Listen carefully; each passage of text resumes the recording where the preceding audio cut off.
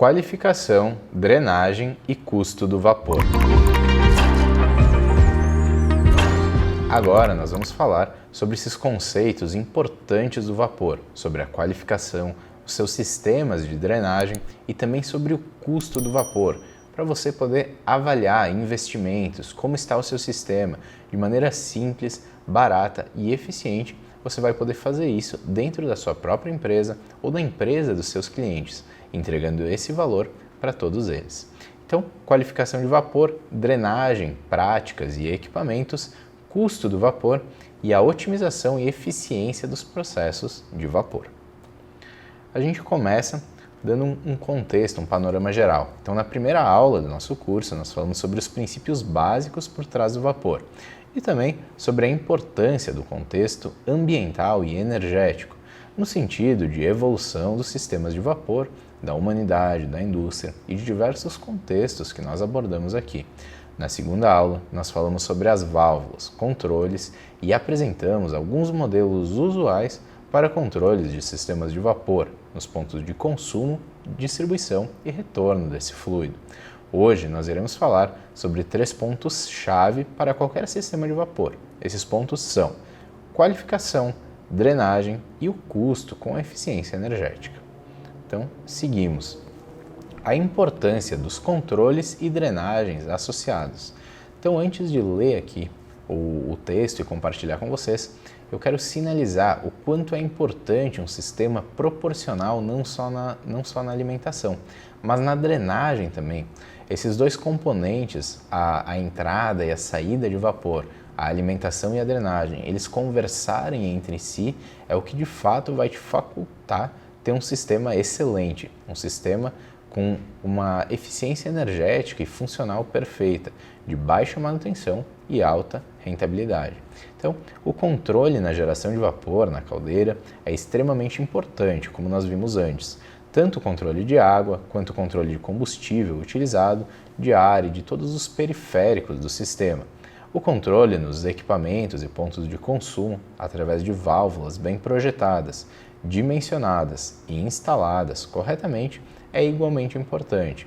Porém, hoje nós vamos falar sobre a eficiência real de um sistema, o ponto de convergência de qualquer sistema fechado, onde o fluido condutor de energia, nesse caso a água, retorna ao ponto de geração, após ser utilizado, transferindo a sua energia, no formato de vapor ainda, para o processo em questão. Em um sistema de vapor bem pensado, a geração, condução, controle, drenagem e retorno do sistema são estruturados não como partes isoladas de um todo, mas como uma base sólida que trabalha de maneira conjunta, contínua e complementar, como que criando pilares de uma grande fundação, que é o sistema de vapor. Qualificação. O ponto de partida da nossa aula de hoje será a qualificação e distribuição do vapor gerado pela caldeira. Para esse fim, nós utilizamos uma solução conhecida no mercado industrial como coletor distribuidor de vapor. Um coletor distribuidor de vapor nada mais é do que um pulmão, onde a velocidade do vapor é reduzida, em geral entre 5 e 8 metros por segundo, visando a sua qualificação, através de drenagem eficiente de condensado, ar e gases não condensáveis, e também a distribuição otimizada pelos vários pontos de consumo da planta fabril. Em um frigorífico, por exemplo, temos setores distintos que consomem vapor, como na produção, em processos de escalda, esterilização, higienização, cozimento e também em processamentos de subprodutos, nos digestores, reservatórios e outros equipamentos. Dessa forma, o vapor é setorizado e dividido, ou seja, um coletor distribuidor, além de ele fazer essa pré-qualificação, de ser esse pulmão de vapor, ele pode ser utilizado para setorizar a empresa, para dividir as demandas. Então, numa empresa você vai trabalhar com regimes diferentes, em horários diferentes, de maneiras diferentes, com importâncias diferentes. Então, você setorizar a sua empresa através da distribuição faz muito sentido, porque aí os pontos que não estão em uso podem ser fechados e a partir disso você trabalha somente com os pontos que de fato estão sendo usados naquele momento ou naquele processo ou até mesmo naquele dia, dependendo do tipo de produção que você tem. Então, coletor distribuidor de vapor. Os componentes de um coletor distribuidor de vapor são normalmente válvulas globo, com vedação em gacheta ou fole metálico, como nós falamos na última aula, purgador termostático para eliminação de ar e gases não condensáveis e purgador termodinâmico ou mecânico de boia para o condensado. Então aqui nós temos um 3D de um coletor simples, que é o mesmo que nós vimos na nossa última aula, e nós poderíamos ter num coletor de maior capacidade um purgador mecânico de boia ao invés de um purgador termodinâmico. Nós vamos falar sobre as diferenças fundamentais dos funcionamentos de ambos, mas o purgador de boia ele vai ter uma drenagem contínua e o purgador termodinâmico uma drenagem intermitente. Dessa forma, o purgador mecânico de boia vai assegurar que continuamente seja drenado o condensado formado na bota do coletor, garantindo um vapor sempre seco dentro desse equipamento. O purgador termodinâmico vai ter a necessidade de um pré-resfriamento para que ele possa ser aberto e assim liberar o condensado. Então, eventualmente, pode ser formado um maior volume de condensado. O purgador de boia para maiores equipamentos se faz mais eficiente por esse sentido. Então, seguindo, a gente fala também sobre o isolamento térmico e a importância na qualificação e na manutenção da temperatura do vapor. A tendência natural de um fluido quente, como nós falamos na nossa primeira aula, é ceder a sua caloria a um fluido frio ou ao ambiente frio. Dessa forma, a tendência natural do vapor em uma tubulação, coletor distribuidor ou equipamento sempre será de ceder a sua caloria ao ambiente externo, naturalmente, mudando de estado físico e se transformando em condensado, ou seja, em água. Então, se você tem todo um sistema bem pensado, projetado, com as drenagens, as baixadas feitas de maneira correta, mas se você não tem o isolamento térmico com o devido acabamento, isolamento feito normalmente com lã de vidro, lã de rocha, e o acabamento em alumínio liso, alumínio corrugado, ou até mesmo com chapas de inox, enfim, você vai estar cedendo a caloria do seu vapor, do vapor que eventualmente vai estar seco na tubulação, mas vai estar cedendo a sua caloria para o ambiente externo. E dessa forma ele vai condensar. Então, essas botas, essas drenagens, elas vão adiantar, mas elas vão ter um trabalho muito grande e ainda vai passar condensado. Por isso que o isolamento térmico ele vai garantir que o vapor fique no formato de gás dentro das tubulações de distribuição, da forma mais seca possível, mais eficiente e mais segura, tanto para o seu processo quanto para os seus equipamentos. Então, além da perda de eficiência e dinheiro pelos motivos que nós falamos, qual é o resultado do acúmulo de condensado no sistema de vapor? Então, golpes de ariete, choques térmicos, hidráulicos, o aumento da insegurança com os processos, equipamentos e pessoas. Aqui nós vemos uma tubulação que se partiu e uma sinalização em desenho de por que nós temos os choques hidráulicos, térmicos e golpes de ariete em válvulas e acessórios. Então, no filtro e na válvula você consegue observar o choque sendo sinalizado. As pequenas ondas ou grandes, dependendo da bitola da tubulação, que vão se formar no interior dos tubos e equipamentos, vão gerar choques, o que pode gerar o ocasionamento do rompimento desses equipamentos ou mesmo da tubulação, como na imagem lateral.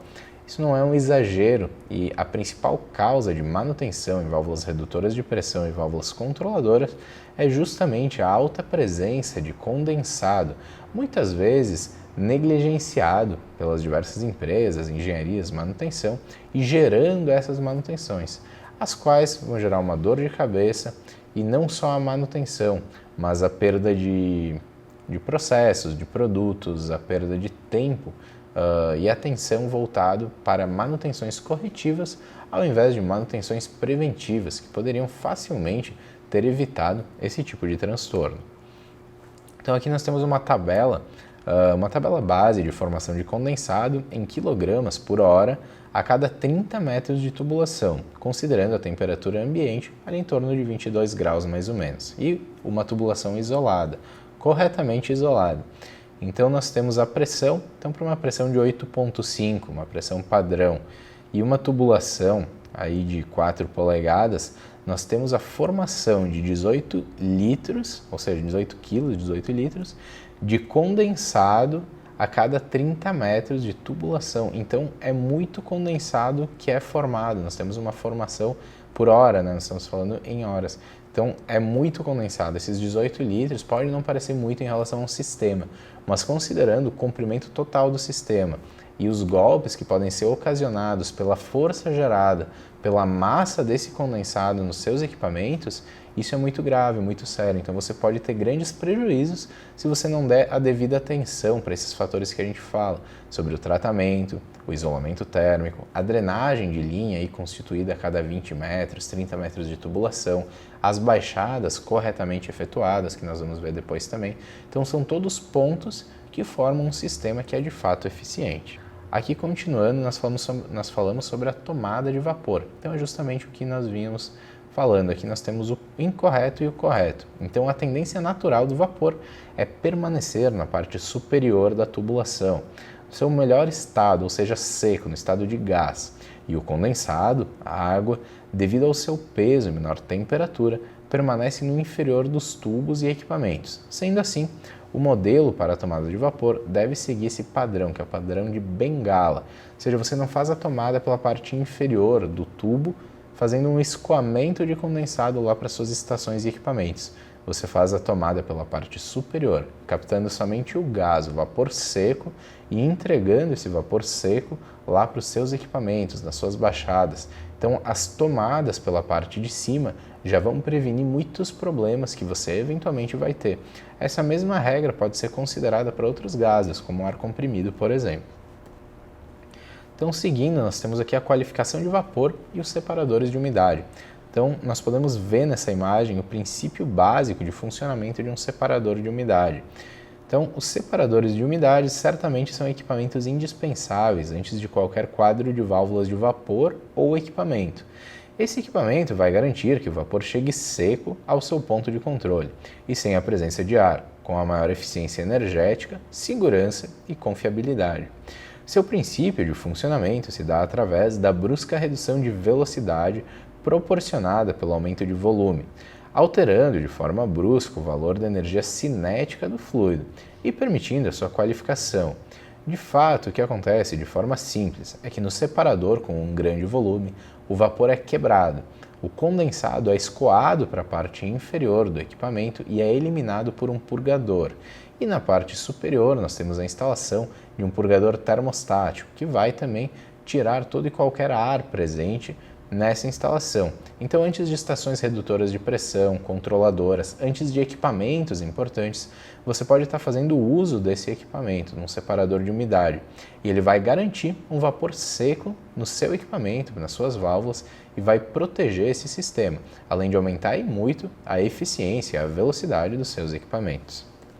Aqui, então, a gente mostra um desenho como uma instalação típica, onde o vapor entra aqui num trocador casco e tubo, por exemplo. Ele entra por um separador de umidade, ele é direcionado pela válvula pneumática e ele é pré-filtrado. Então nós entramos com vapor seco, saímos com vapor de alta qualidade também, e ali na entrada do nosso purgador mecânico de boia é que nós vamos ter, de fato, a eliminação do condensado. Então esse é um processo correto de alimentação para qualquer tipo de equipamento. Então trocador de calor, digestor, autoclave, enfim, independente do panelão, independente do tipo de equipamento que você utiliza a vapor, esse princípio de instalação ele vai te atender muito bem. Ele vai garantir a proteção das válvulas, a maior eficiência do processo e do equipamento, a melhor qualidade no produto final, porque ele vai ser cozido, enfim, esquentado, pasteurizado de maneira constante, e a correta drenagem. Se você tivesse um purgador termodinâmico aqui, por exemplo, o purgador termodinâmico nós já falamos que é intermitente, então ele vai deixar alagar todo o seu equipamento para depois começar a fazer a drenagem. Isso vai jogar a sua eficiência lá embaixo e você pode ter problemas, inclusive com o produto final. No caso da ração, por exemplo, você tem equipamentos que fazem o cozimento da massa da ração. Se você tiver grandes variações de temperatura, você vai ter problemas no produto e vai ter que corrigir isso quimicamente, gerando custo e defasagem na qualidade do produto. Isso em infinitos outros processos, de alimentos, bebidas e diversos outros. Então, essa questão da estabilidade, tanto na alimentação como também na drenagem, ela é fundamental não só para a qualidade do processo de vapor, mas também para a qualidade do seu produto que está sendo processado dentro dos equipamentos. Então, após entender a qualificação de vapor, vamos avançar para a distribuição. Nesse sentido, basicamente, vamos compartilhar informações gerais, visto que a tubulação não faz parte do foco do nosso conteúdo. Então, só algumas dicas gerais para você e informações importantes. O tipo de tubo normalmente utilizado: aço carbono, normalmente Schedule 40, sem costura. A velocidade em coletores em torno de 5 a 8 metros por segundo. Velocidade em tubulações de 20 a 30 metros por segundo. Velocidade na entrada de trocadores de calor, placas, 60 metros por segundo. Botas de drenagem a cada 30 ou 50 metros, dependendo do tamanho e dos acidentes da tubulação. Final de rede com purgador termostático para eliminação de ar e purgador termodinâmico para drenagem de condensado. Dimensionamento, então, vazão e pressão, considerando índices de velocidade. Então, através da vazão e pressão, você faz os dimensionamentos e, a partir disso, você tem as velocidades para se basear em qual velocidade o vapor deve estar naquele sistema e como você deve fazer.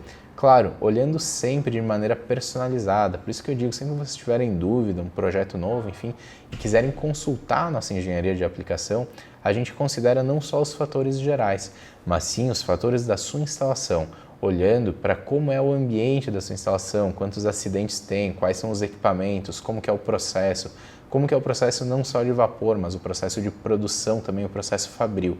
E dessa forma, o nosso time de engenharia, entende 100% da sua necessidade e desenha uma solução personalizada para você. A gente segue então falando dos tipos de purgadores. Nós falaremos sobre os 3 tipos de purgadores mais usuais no mercado industrial. Claro, tem infinitos outros tipos também. Infinitos não, mas tem diversos outros tipos também. Nós vamos falar sobre o termodinâmico, mecânico de boia e o termostático. Termodinâmico, purgador intermitente, como nós falamos anteriormente, usado em drenagem de linha, baixada e final de rede. Mecânico de boia, purgador contínuo, usado principalmente em equipamentos, como trocadores de calor, autoclaves, digestores, coletores e separadores de umidade de grande porte.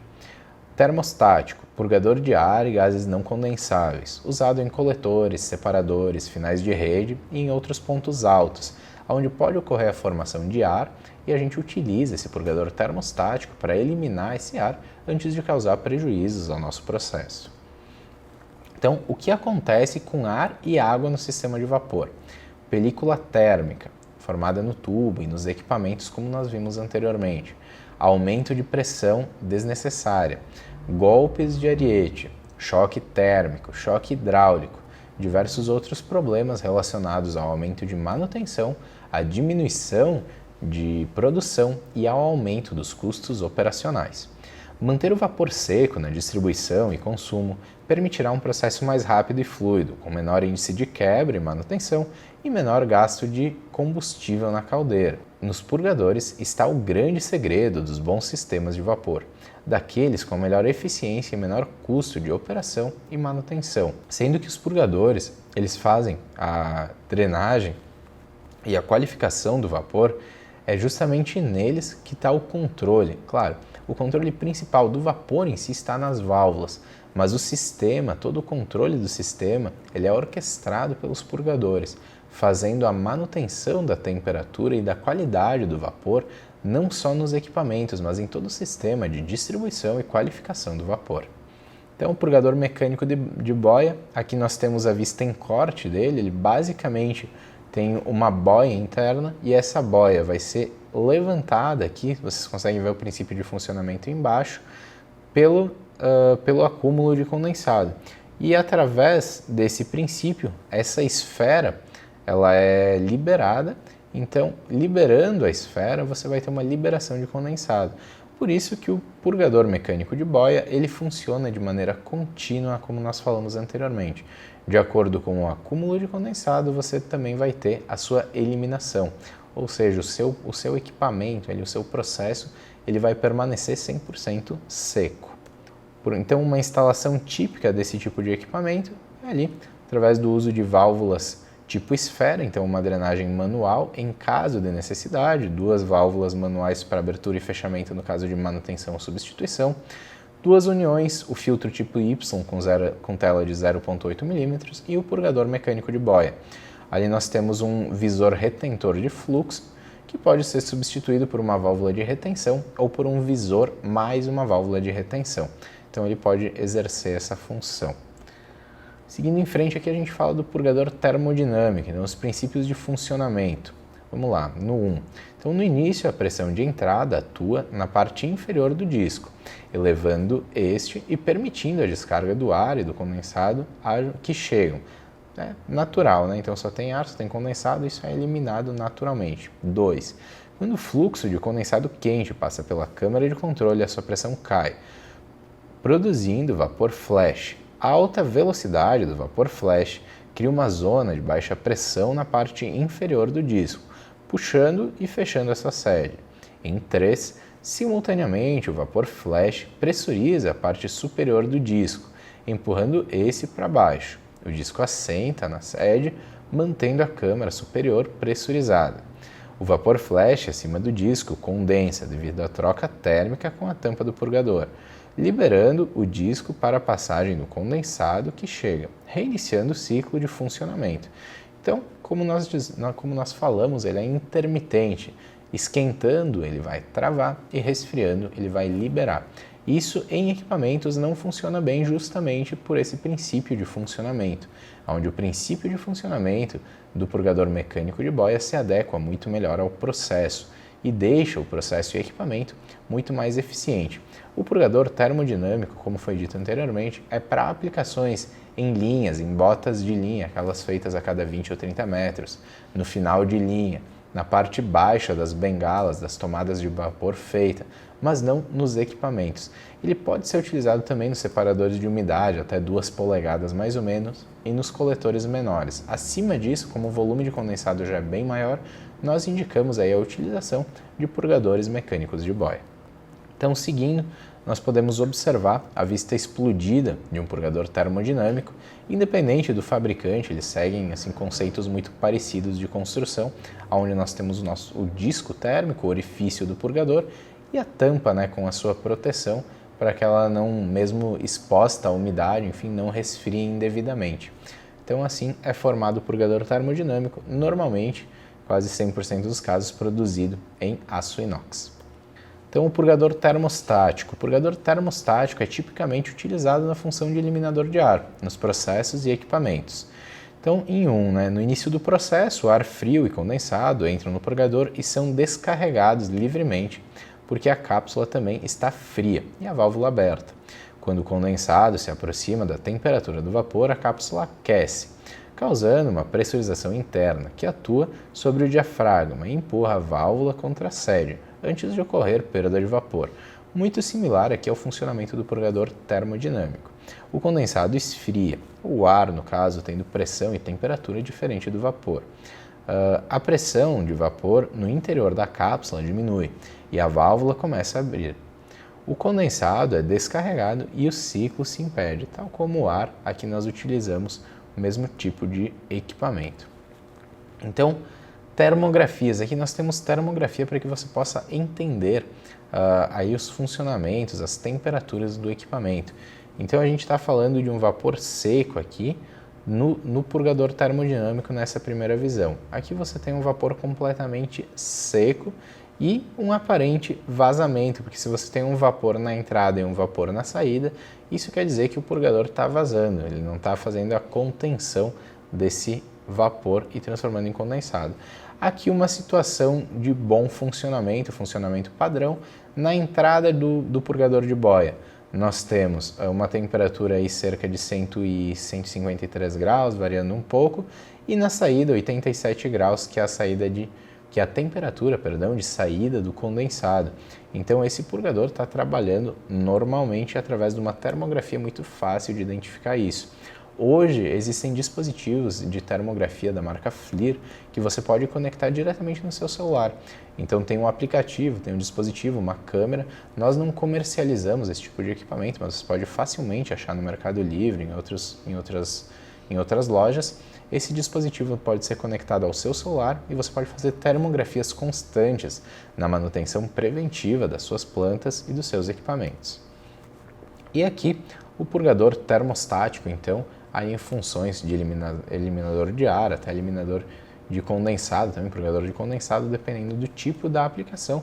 Na termografia fica bem claro se o equipamento está funcionando, não está funcionando, se ele está correto ou não e quais são os índices de funcionamento.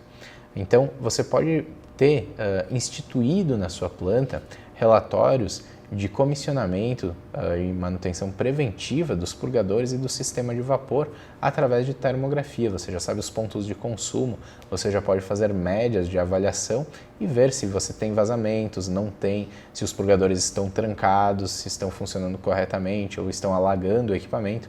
Então, definindo isso, você consegue instituir as perdas do seu sistema e aonde agir de fato. Essa manutenção preventiva aí em 1 ou 2 dias do seu mês pode ser planejada com o operador no seu time de manutenção e isso vai garantir a eficiência máxima do seu sistema.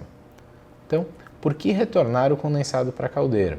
O condensado ele é um recurso valioso. A grande quantidade de energia, temperatura contida nesse fluido justifica o seu retorno para o tanque de alimentação da caldeira por si só. O condensado é água tratada, ou seja, o custo de tratamento também deve ser observado. E o condensado por si só é água. Sendo assim, e considerando um desenvolvimento sustentável, a falta de retorno por si só já é uma péssima prática no sentido ambiental e de sustentabilidade na sua instalação de vapor. Então vamos dar um exemplo aqui da economia de combustível considerando o fluido óleo BPF. Então, economia de combustível no caso de retornar condensado, esse é o exemplo. Nós temos uma vazão de condensado retornado, que é a variável A, as horas anuais de operação, que é a variável B, e o F, que é o aumento de temperatura da água de reposição, vezes o calor específico, vezes o custo médio do óleo BPF, vezes a energia fornecida pelo combustível em quilocaloria por quilograma. Então, nessa fórmula, que ela pode ser replicada, inclusive para qualquer fluido e qualquer processo, é só você substituir as variáveis que estão aqui, que você pode achar facilmente. A economia é de aproximadamente R$540 mil por ano, ou seja, R$45 mil por mês. Então o retorno de condensado vai ter uma economia, além dos outros contextos que nós falamos, direta de combustível, de R$540 mil por ano. É um valor bastante grande, sendo que você só precisa fazer uma tubulação, enfim, que você vai gastar muito menos do que isso para fazer. Além de todos os conceitos de eficiência energética, de meio ambiente, de sustentabilidade que nós viemos abordando nesse curso. Então, seguindo aqui, a gente fala da economia de água tratada também. Só a fórmula, da mesma forma, você pode seguir, tá? Utilizando para outros tipos de aplicações também. Então, considerando os seus custos, você pode fazer esses cálculos. A economia é de quase R$70 mil por ano. Então, só em tratamento de água, você tem uma economia de quase 70 mil. Somados à economia anterior de 540, a gente passa aí bastante de R$600 mil. Então, é uma economia bastante grande. Claro, considerando esses dados, se você considerar os seus dados, pode ser muito mais ou às vezes um pouco menos, não vai ser muito menos. Então é uma economia bastante grande em relação ao processo, sem contar, claro, em toda a questão de sustentabilidade que a gente vem abordando constantemente.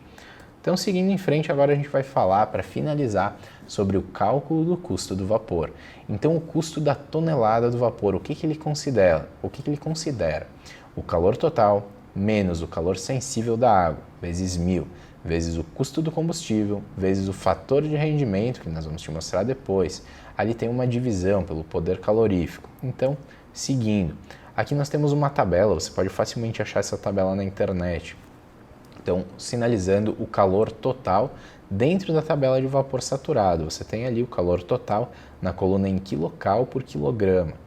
Você tem o calor sensível, que vai fazer parte ali da fórmula, e aqui nós temos o calor total, o custo, né, do óleo, que nós consideramos que você pode utilizar o custo do seu combustível, obviamente, né, então você vai fazer a consideração de acordo com as suas próprias variáveis, se for lenha, se for gás, enfim, independente de qual for o combustível, e o poder calorífico aqui considerado. Um fator de rendimento da caldeira, tá? Então aqui nós temos um fator de rendimento que deve ser aplicado considerando aí o rendimento da sua caldeira, que o seu engenheiro, o engenheiro que assina pela sua caldeira, certamente tem essa informação porque ele precisa fazer essas avaliações anualmente de acordo aí com a NR13. Então, seguindo e substituindo, nós temos um custo de tonelada de vapor de R$ 75. Aqui eu queria trazer à tona uma informação até para você estimar, se você não tiver esses dados, um custo independente do combustível, mas falando em lenha, que é o que mais é queimado a nível nacional, você vai ter um custo médio da tonelada de vapor entre 60, 70, dependendo da região, até R$ 80. Então, uma média de custo você pode considerar R$ 70. Claro que é melhor você imputar aí as suas informações e ter o custo correto da sua tonelada de vapor, mas para estimativas você pode considerar basicamente esse custo não vai fugir muito da realidade. Então, quanto custa um vazamento de vapor na prática? Os vazamentos de vapor, infelizmente, são muito comuns na indústria. Não na sua indústria, na indústria dos seus clientes, você já deve ter visto aquelas nuvenzinhas brancas aí por toda a planta, então são os vazamentos, né? Vazamentos de vapor em juntas, conexões, válvulas, no coletor distribuidor, nos mais diversas aplicações. E vamos te dar um exemplo de grandeza agora sobre o custo de vazamento de vapor, por mais que sejam muito pequenos. Então, um furo de diâmetro de 1/8. Se você não tem noção do que é 1/8 é muito pequeno. Então, 1/8 é um furinho bem pequeno. Considerando uma pressão de 100 psi, gera uma perda estimada de 30 kg por hora de vapor. Com um custo de R$ 70, que é o custo médio que nós informamos por mês, nós teremos um gasto aproximado de R$ 1.512. Claro que tem muito mais vazamentos, muito mais furos, então o valor que está sendo jogado fora mensalmente certamente poderia estar sendo utilizado para melhorar o processo, para deixar o processo eficiente e ao invés de ser um valor gasto, poderia ser um valor economizado. Nós fizemos vários projetos e também vários estudos personalizados planta a planta.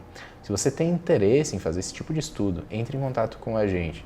Nós vamos entender a nossa engenharia de aplicação, vai entender o seu sistema, entender as suas dores, os seus anseios, de que forma funciona a sua produção e também o seu sistema de vapor. Nós vamos criar paralelos e gerar soluções junto com você. Então, nós concluímos que os purgadores são um investimento inteligente, super inteligente, eu diria. Além de possuí-los, fazer o acompanhamento de funcionamento e manutenção periódica é importante. Então, como eu falei, uma ferramenta muito boa para isso é a termografia. O vapor custa caro e se trata de um bem natural muito precioso, que é a água. Aqui a gente está falando também do combustível, da questão de emissão de gases, de poluentes, de dióxido de carbono, como nós falamos anteriormente. Então, além do custo, do valor imediato, tem toda uma questão de consciência e também de incentivos gerados dentro desse contexto ambiental que devem sim ser aproveitados pelas indústrias, tendo um desenvolvimento saudável e de longo prazo. Ter um processo eficiente aumenta a velocidade do mesmo e permite uma maior produção em menor tempo. O que isso quer dizer? Quer dizer que você pode produzir mais, gastar menos em manutenção e ter um ganho de tempo. Então, o tempo é dinheiro. Dentro da sua produção, das suas altas demandas, você vai poder ganhar mais dinheiro, ter melhores margens e ainda ter um sistema rodando de maneira tranquila e eficiente. Hoje a gente fica por aqui. Nós falamos sobre os purgadores, eficiência de sistema, como qualificar o vapor, sobre o custo do combustível, retorno de condensado, o custo do vapor. Na próxima aula, nós vamos falar sobre soluções desenhadas específicas para você. Um grande abraço.